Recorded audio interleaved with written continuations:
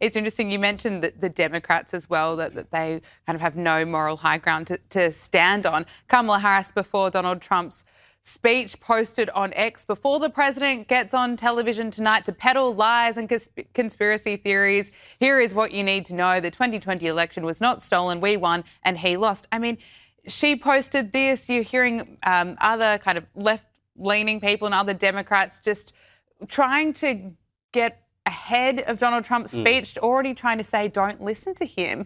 And it's interesting, if outlets like CNN are not going to air Donald Trump's speech, no wonder more and more people are turning to platforms like X, to YouTube, to watch it, to actually get some information, because CNN's not going to give it to them. Well, and this is the thing. I mean, CNN's argument would be, I presume, that, you know, we are here to interpret the news and then tell you about it.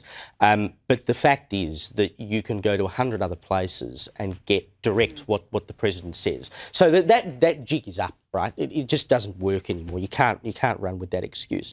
As for what Kamala Harris says about, you know, the lies and the conspiracy theories, the election wasn't stolen. Donald Trump, and some may infer that that's what he was saying, but he did not suggest that the election was stolen in that speech. What he was saying is that there has been election interference by China. Now, two things could be true at once. It could well be true that the election was not stolen and that any interference that China or any other country did run was not enough to sway an election, but there was still election interference. And so I would say to people like Kamala Harris, are you not concerned about foreign interference in US elections, or is it only when you make it up about it being Russia? No, it's such a good point.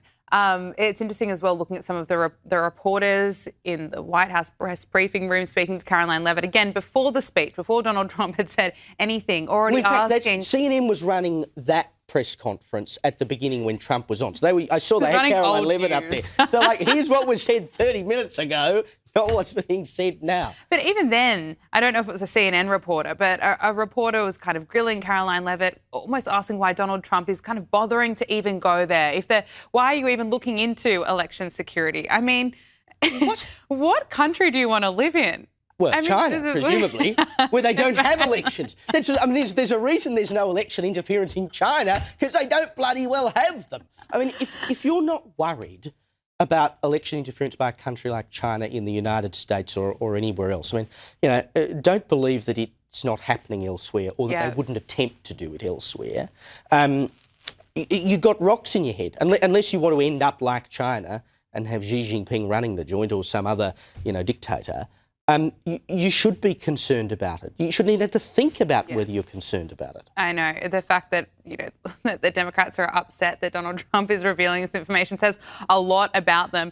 He, of course, made this speech ahead of the midterms, referenced the midterms, and he also talked about the importance of passing the Save America Act. Now, of course, this is to ensure that people present voter ID, proof of citizenship, and that's an 80-20 issue. Most Americans believe that you should have voter ID to cast your vote. I've never understood the argument against showing an ID to vote. This business about, marginalised people, which in the United States, I'm assuming they mean black people and homeless people, right?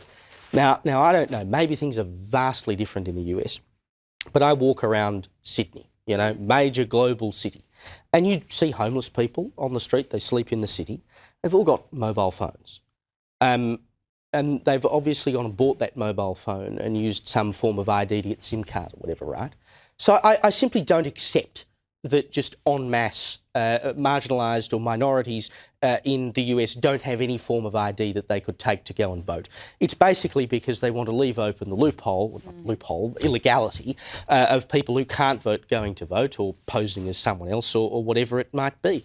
Why else would you be against having voter ID? And of course, the other point he raised was these electronic voting machines. Yes. And there's been a lot of conjecture around whether or not they're fiddled with and they produce all sorts of weird votes and whatever. A lot of that has been dispelled, but I've always been concerned with electronic voting in any manner because it is open to compromise. If it's connected to an internet system, that is something that a China or someone could hack into. If you could put a USB in a machine, it's a system that can be hacked into. The one thing that can't be hacked is a pen and piece of paper.